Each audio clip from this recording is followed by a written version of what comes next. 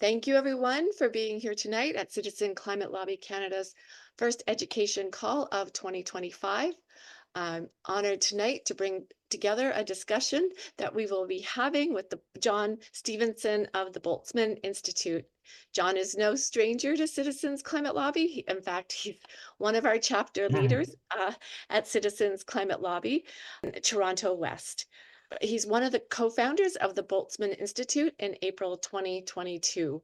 Before his retirement in 2016, he was the director of project development for FVB Energy and for 15 years, and he was involved in many district energy systems. Prior to that, he worked for Toronto Hydro Energy Services and Ontario Hydro for a total of 27 years. And before that, in smelting and refining in Sudbury, where I'm from. He served on the boards of both Canadian and international district energy associations. So thank you so much for being here tonight, John. The floor is yours. Well, it's my great pleasure. Hello, and you may be wondering, perhaps some of you, how the Boltzmann Institute came into being. So I'll just wind into it by starting with that. It was really about four other retired old codgers like myself thought that it would be an idea to incorporate federally and provincially under the name Boltzmann, the legendary father of the science of thermodynamics, and it might get us some more credibility trying to influence the various levels of government into more, let's say, thermodynamically appropriate pathways towards zero emissions. And it's worked, I would say.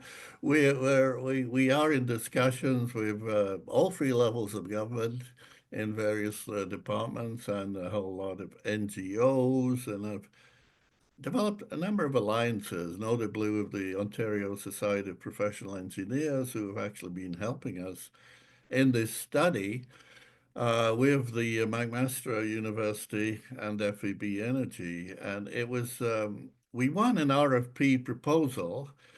It was for research it was in support of the mandate of the Net Zero Advisory Body to do research on ways to reach zero emissions. And we proposed to look at achieving zero emissions in buildings through two distinct pathways. One very building centric, which just looked at in each individual building. I looked at the retrofits you could do and switching from gas to electricity. And the second pathway looks at a community as a whole community focus, and therefore takes into account whatever resources a particular community might have. And we think this was, did my slide switch for everyone there to Toronto Atmospheric Fund slide, to which I'm very indebted to those guys for this very nice slide that depicts quite dramatically and clearly that emissions from buildings are significant. And they're not going down. If anything, they're going up. So whatever the plan is, if there even is a plan to reduce emissions in buildings, it's not working. Uh, and our research, we're towards the back end of our research now, and all these facts and figures and more are going to come out in the report in a few weeks' time, indicating that that first pathway cannot work. It doesn't have a snowball in hell's chance of working for some fundamental reasons related to physics. And they are to do with the characteristic of space heating in this part of the world. That you all know this, so I'm not telling you anything you don't already know. It's very seasonal. And it's extremely variable. Like today, for instance, a lot colder than it was yesterday, which in turn was even colder than it was just a few days ago. And so it's just plain physics that the amount of heat that will flow out of a building, and therefore the amount of heat you have to put in, is proportional to that difference in temperature between the inside and the outside. So that can vary by 30 times over a period of about a day or so. And those cold spells can linger for several days. So we have looked at the space heating. We've derived space heating loads for all the municipalities in the province. This is just one for Burlington, and it's just residential. We could divide it between residential and commercial because that's our gas that was the gas data we got hold of. But you see, here in Burlington, a system to address this demand is going to have a capacity in excess of 350 megawatts. That's just for the residential part. And the commercial's about the same. So you're looking at 700 megawatts thermal. Now, in perspective, that's about 3 times the peak electrical demand that Burlington Hydro has ever in the past met. So that should give you pause. Now we've taken this a step further. Well, this is the provincial level. This analysis is something similar to what the IESO did a couple of years ago in a report at the request of the minister called Pathways to Decarbonization.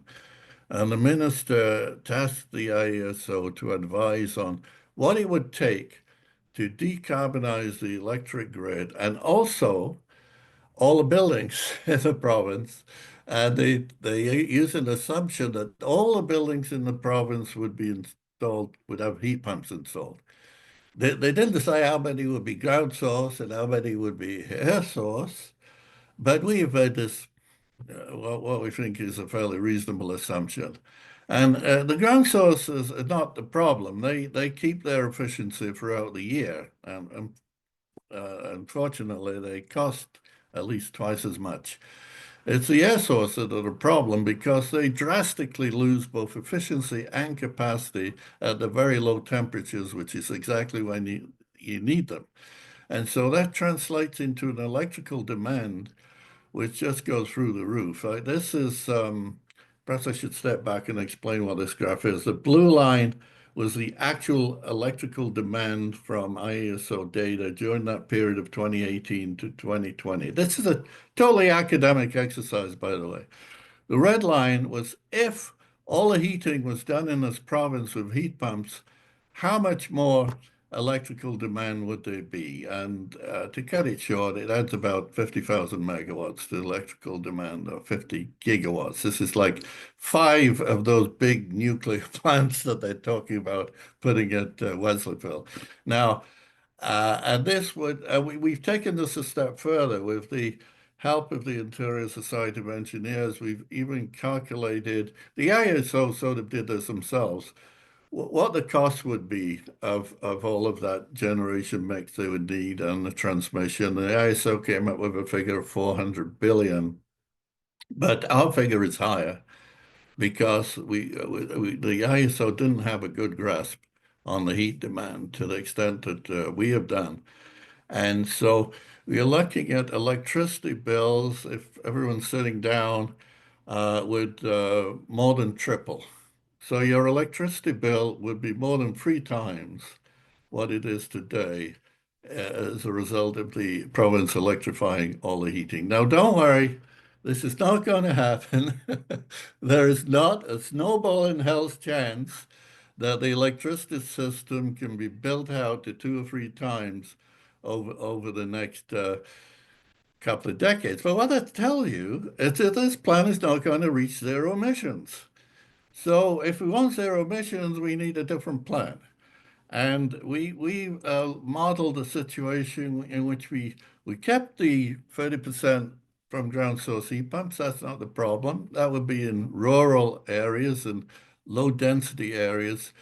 But we put in 70% of the heating would be through district energy systems, otherwise known as thermal energy networks. And that would be strictly in urban areas. That's where 80% of the people live. And how does that work? What's the magic behind this? It's explained by this nice, somewhat oversimplified line diagram. And on the right side of this picture is a picture of what district heating is today in many communities, in Regent Park, Markham, and so on. You have a number of buildings connected with pipes to a central energy center. It will have a stack because it's probably going to have gas boilers mainly It may have gas-fired cogeneration units. It may have some biomass, and they're starting to get heat pumps. So this is the past and to a large extent the present. But this has got to change, and it is changing. We went on a study tour of Europe, 11 different countries, including England, and even the Brits have woken up and smelled the coffee. And my alma mater, Leeds, has developed a new district heating system. And the governments are giving them a huge amount of support, which it needs. It's going to need to get off the ground. But where was I going in this? Oh yes, Markham recently announced a $290 million project to tap into waste heat from a huge great sewer pipe that they have up there in the York region. And that sewer water is not high enough in temperature, but it can be boosted with a heat pump. We're talking about large industrial water-to-water heat pumps, which are much more efficient because on their input side, they see a higher temperature. And if this waste heat is coming from industry, or if it's coming from a data center, a supermarket, ice rink, or whatever, with chillers, it's going to see temperatures up to about 35 degrees, and it's going to boost that up to about 70 degrees. So when you get into your head that thermal storage is going to be a necessary part of meeting the peaks. You can't meet the peaks from clean energy. You can meet the peaks with gas, yeah, no problem. But you can't meet the peak demands with clean energy without thermal, at least short-term thermal energy storage. And then you realize that a lot of these sources of low-grade heat, like solar thermal, well, is actually counter-seasonal. And the waste heat is often just, constant. So there's be too much in summer and not enough in winter. And then, of course, we have excess power, and there's going to be a lot of this, I hope, because if we get down to zero emissions on the grid, we get rid of all the gas plants, there's bound to be a lot of excess power because all of these clean sources, the run-of-river hydro, the nuclear, the wind, the solar, they're not controllable. And if you get anywhere close to the capacity you need in the high demand periods, you're going to have excess for the rest of the year. And that excess under current rate structures in Ontario cannot be sold to domestic consumers. It's either wasted or sold off to our neighbors at a very low price, sometimes even negative.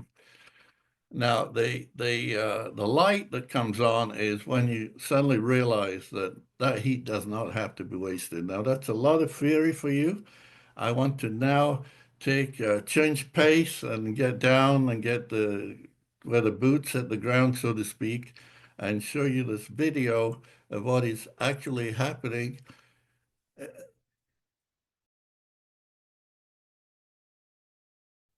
As a matter of fact, we do have district heating in our region. Well, the answer to the question is yes, we do have district heating, and we have thermal energy storage, which proves we can do it.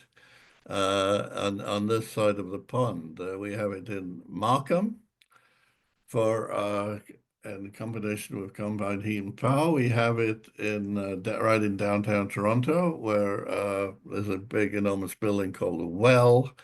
And the reason it's called the Well is because of this. It's like a mine shaft that has been sunk in it. And we use this for cold water in summer and hot water in winter. And we even have borehole thermal storage. This is in a village in a small town in Alberta called Operatoris, which has a borehole thermal energy storage, which they charge up to about 80 degrees Celsius from thermal collectors, solar collectors, which are on the roofs of garages. And so they collect heat in the summer. And I'm glad that video showed you the YouTube so you could imagine how the water goes down and up and down and up and down and up all till it gets to the end and goes back round, picks up some more heat, and at some point in time it diverts some of the flow to the building. So that's been working quite nicely, although the company that runs it, which is a gas company, wants to shut it down. And that's a bit of a controversy that's going on right now. Not because it hasn't worked, but some of the maintenance costs has got high. It is a first of a kind, after all. And then we have these other borehole systems, which some people call geo-exchange and other people call geothermal. We call them borehole thermal energy storage. But, arose by any other name would smell as sweet. But these operate at a lower temperature in conjunction with heat pump chillers. So the UT have just started one. It's underneath a parking garage to put in. And they're taking heat from cooling their buildings. Instead of wasting that heat in cooling towers, they inject it down these boreholes, and it warms up a huge mass of rock that gets to about 35 degrees by the end of the summer. And then in winter, this machine uh, reverses. It's now a heat pump, and it's pumping the heat out of the borehole field and heating the buildings. By the way, you can put these under existing buildings. That's something that just blows people's minds. I can't imagine how you do it, but I know the people who do it. So all these existing buildings in downtown Toronto could have borehole systems retrofitted to them. You can also put them in while the building is under construction. The elementary teachers' headquarters on Isabella Street in Toronto did that. Then we also have, although not many people are aware of it, there's a big one there, Kitchener-Waterloo, of aquifer thermal energy storage, which works basically the same as the boreholes, except you don't need hundreds of boreholes. You only need two wells, because the water will move to the well that's being pumped out and therefore bring the heat from rock, which is far away. It's just the geotechnical part of this is a little tricky. You have to find the right, conditions of permeable rock, or maybe something left over from the Ice Age, which I suspect is the case here in Sweden. And if you find one under a housing development or something like this, it's ideal, but it could be some distance thereof. I'm sorry I've taken more time.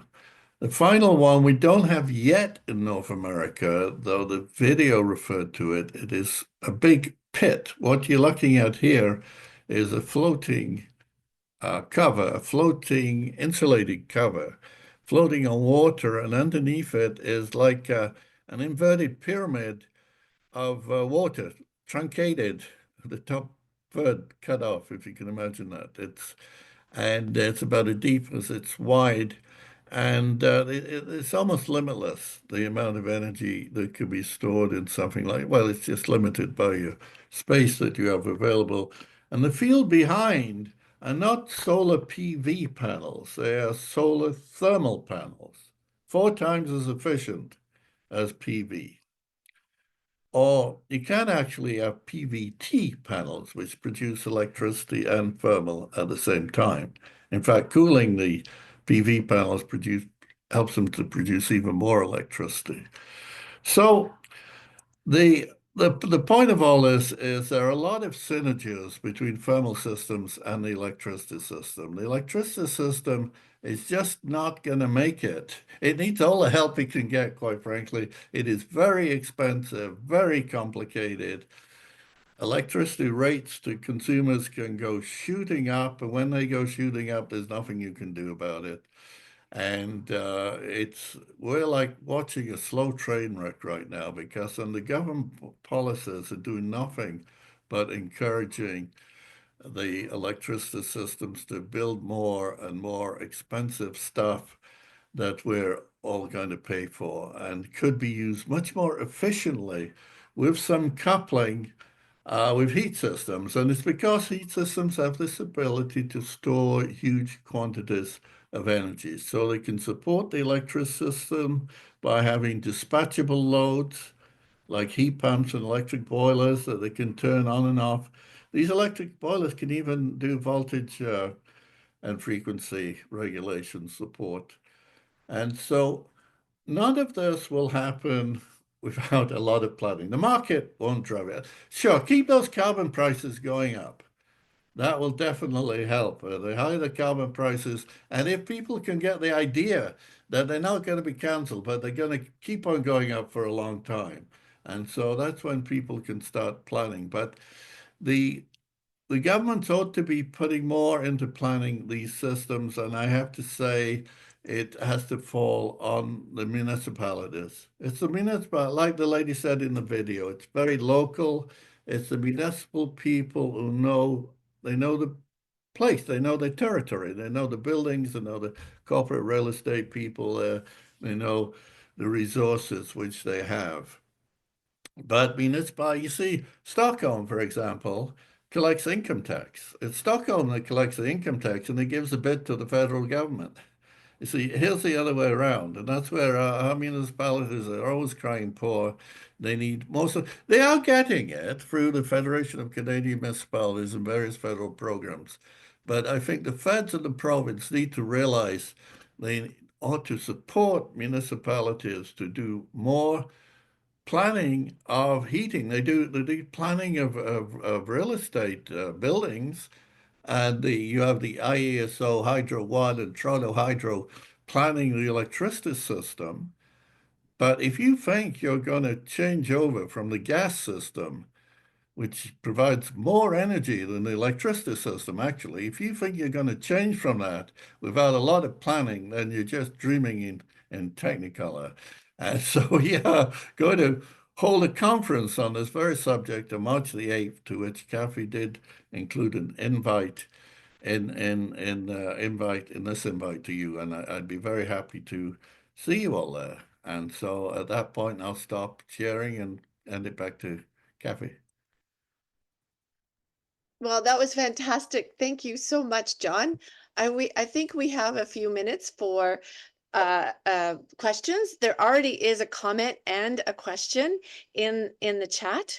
So I'm just going to read them. And so the first comment here is from David Robinson from Sudbury, and he's talking about the high quality waste in Ontario, roughly from our nuclear plants, is huge. It's 148 terawatts. Oh no, 75 terawatts, which is Uh, a constant supply. So do you want to comment on that, or you thinking that's a ballpark, or did I get that right, David? Yeah, I'm gonna let people unmute themselves when I ask the questions. So David, did you want to add anything to that discussion before we move on to That's anything? a ballpark number of easily available high quality heat. Yes. Yeah, I think you're right. It might be an underestimate, actually. Yeah, well, it depends what you call accessible, you know. Uh, but I mean, there's many different ways to access that heat. I mean, for one thing, you could just put a bunch of heat pumps in the outfall. That's simple enough. Or you can extract steam from the steam cycle. That gets a little more complicated, but that is done. To put this in perspective, there are about 400 nuclear reactors in the world, and about 50 of them do that. They do extract steam and supply district heating. Now, they're almost all in former communist countries or an existing communist country, i.e. China, who are building more of them. But yeah, we've been talking to the nuclear people. The nuclear people are very conservative. You know, they go on and on and on about, regular passing the Canada, whatever it's called, Canada Nuclear getting a license. So they're paranoid about anything that may make it more difficult for them to get a license. But what you say, David, is quite true. It's quite feasible, which is proven by the many plants that actually do it.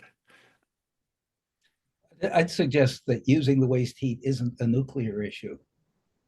There's waste heat being pumped out of plants.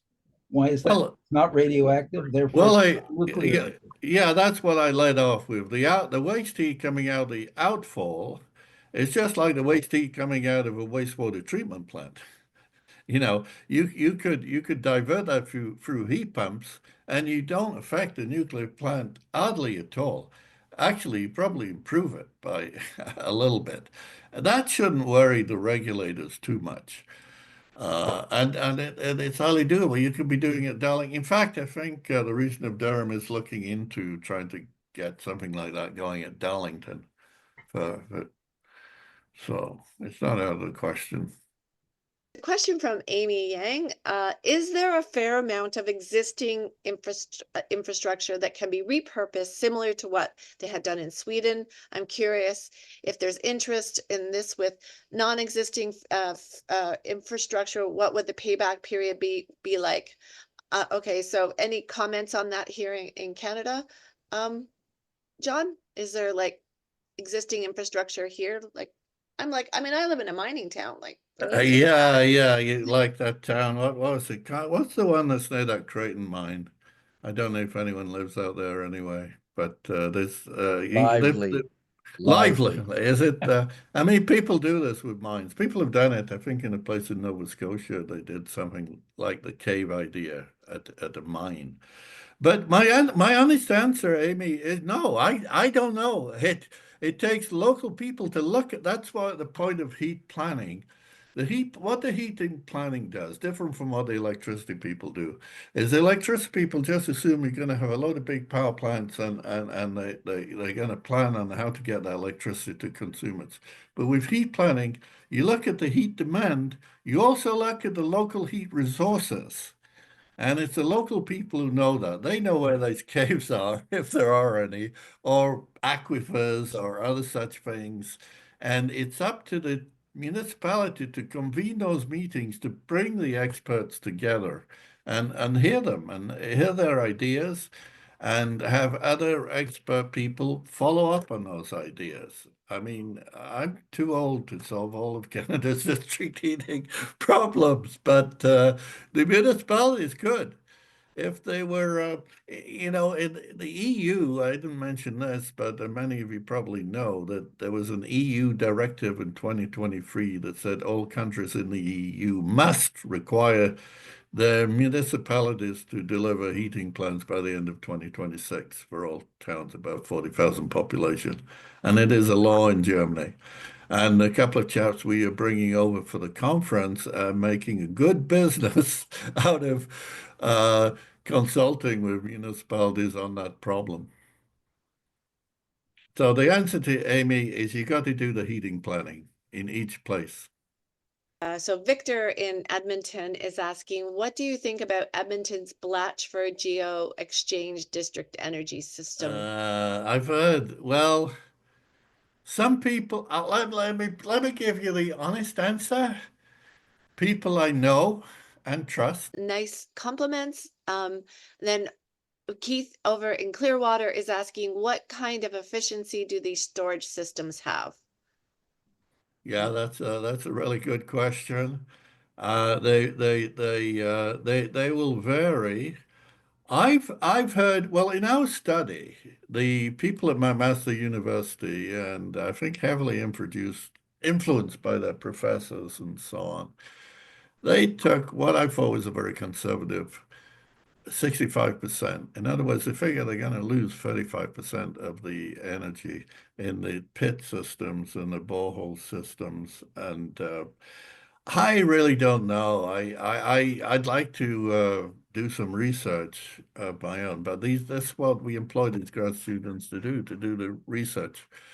Um, my guess is it varies a lot. And but when you're starting with heat, which has zero alternate value, if you have to feather the blades of that wind turbine, the electricity it's not producing is worth zero. Therefore, shouldn't worry you too much if you lose 35% of that energy, if 65% was a number, as an example. That's great. Then there's one more in the chat, and then we'll go to the questions that with the hands up. What about using small nuclear reactors for individual municipalities? Like, with the small nuclear reactors be able to generate this sort of heat? Yes, and people are definitely looking at that. Uh, I'm a big nuclear reactor guy myself, I must admit. It's quite a controversy whether the small nuclear reactors will how competitive they will be. I guess it all depends on the situation, but the answer is yes, they could do it. There are people who are looking at doing that. I personally think the Finns, who are very practical, down-to-earth people, are way ahead of us on this, with planning to introduce nuclear reactors that produce heat only. They don't bother with the electricity, and that's because they can operate at a much lower pressure, below 100 degrees C. They're inherently safer. They're inherently easier to put in urban areas. And they're easier to make the passive, the 3 Mile Island, Fukushima, Chernobyl, they all had meltdowns. And the problem is what is called emergency core cooling. And the trick is to make that totally passive. So if a tsunami hits it or a Russian missile or whatever kills all the people operating the plant or whatever, that reactor will just sit there and passively shut down. And that's what the Finnish low pressure reactors do. And I would bet anyone anything. They will be the first nuclear reactors, the first new reactors other than the heritage ones that are already in, as I referred to earlier, already in operation throughout the communist world, including a CANDU, by the way, at Genova in Romania. That serves a district heating system. So from point of view of new technology, I would put my bets on those Finnish low pressure heat only reactors. Far simpler than the power reactors. Very fascinating. And then I missed Amy's second question. And overall, I got a question this afternoon too. It's just the whole environmental assessment thing, like the heated aquifers, the potential impacts on soils, health, and water quality. And what about like the wood pellets? So like what sort of regulations will be needed for wood pellets, because there is a problem with wood pellet heating happening between Canada and the UK right now. So and any comments on just that whole mess or Yeah, you need to bring that. There are experts in Canada, a lot of experts in Canada. There's a friend of mine, Jamie Stevens, who is a little Torchlight Resources, and you need a lot of advice from the experts. The potential of Canada is quite vast on biomass, and our pulp and paper mills have been shutting down, and they used a lot of the material that could be used for fuel. Pellets, I don't like pellets myself. You've got to put a lot of energy into them to get energy out of them. What I like was the stuff you saw in the photo, the wood chips. And of course, the consideration there is not none of those plants are going to be big. They're not going to be big plants because you can't draw biomass for hundreds of miles around. It's more local, so it's limited, but the potential there should be potential there to be developed for district heat, and not only district heating, but industrial heat and in fact power generation. That's my opinion, but I'm not an expert. Jamie Stephen is an expert, and look him up if you want there, advice on that. there's two hands up and there's a really quick question in the chat too. So if it's okay with you, we'll go 2 minutes over. This is I I'm you know the I I'm know you fine. know the question, the answer to this question. Could the local pipe network for gas be converted to No, water for district heating? no. Very, very, very unlikely. There was the guy in the video walked past the pipes. He walked past the types of pipes you use in district heating. They are thin-walled, pre-insulated pipes to a European standard EN 253. They are, there's no use trying to reinvent the wheel. Just use the pipes that everyone uses that are proven to work. So the answer is no. I will make a comment about the gas system, though. a lot of these things that the IESO and even my friends at OSPE come up with for the zero emissions grid, they end up relying on renewable natural gas, RNG. That's a very bad, the Quebecers have a better term for it, which is renewable source gas. Okay. Now, they get it through the existing pipe system. So you can ban natural gas. You can totally stop using natural gas.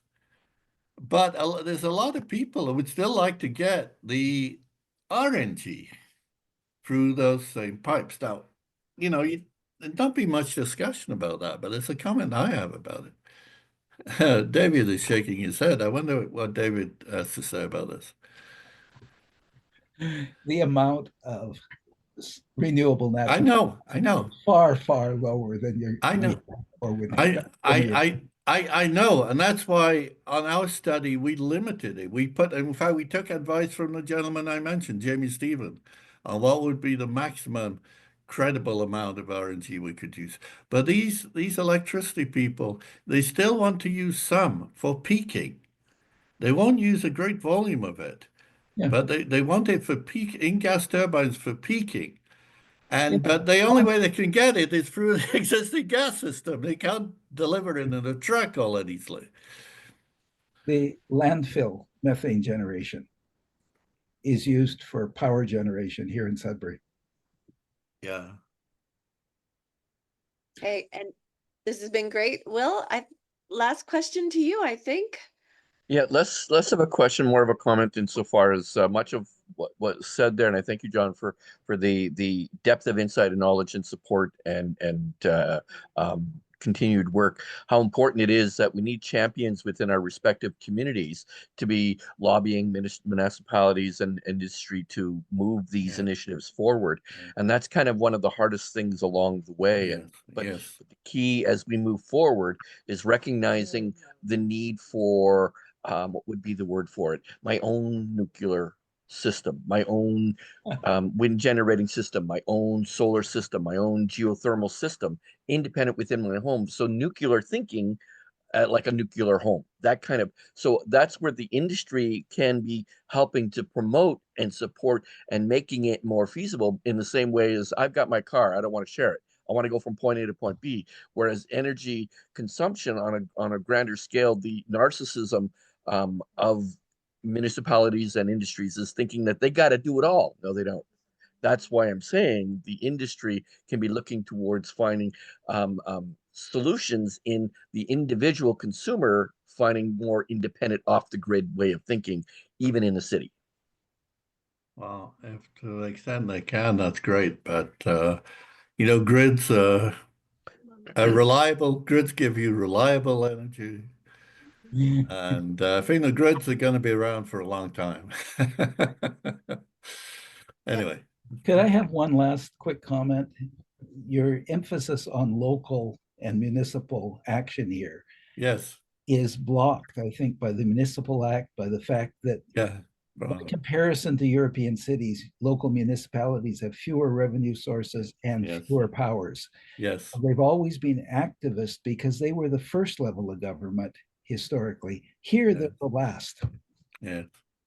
Yes, that's true. That's one of the big challenges we're up against, and we're hoping to create some discussion on that in the March 20th conference, which we hope we'll have a lot of discussion going on. It's not going to be a conference where you listen to a bunch of people coming up on a podium and talking at you. We're purposely designing it so there'll be a lot of the comment, like from Will and yourself. A lot of the benefit of these conferences, in my experience, have been a discussion that's prompted by people in the audience, and that's what we hope will happen and push the peanut forward.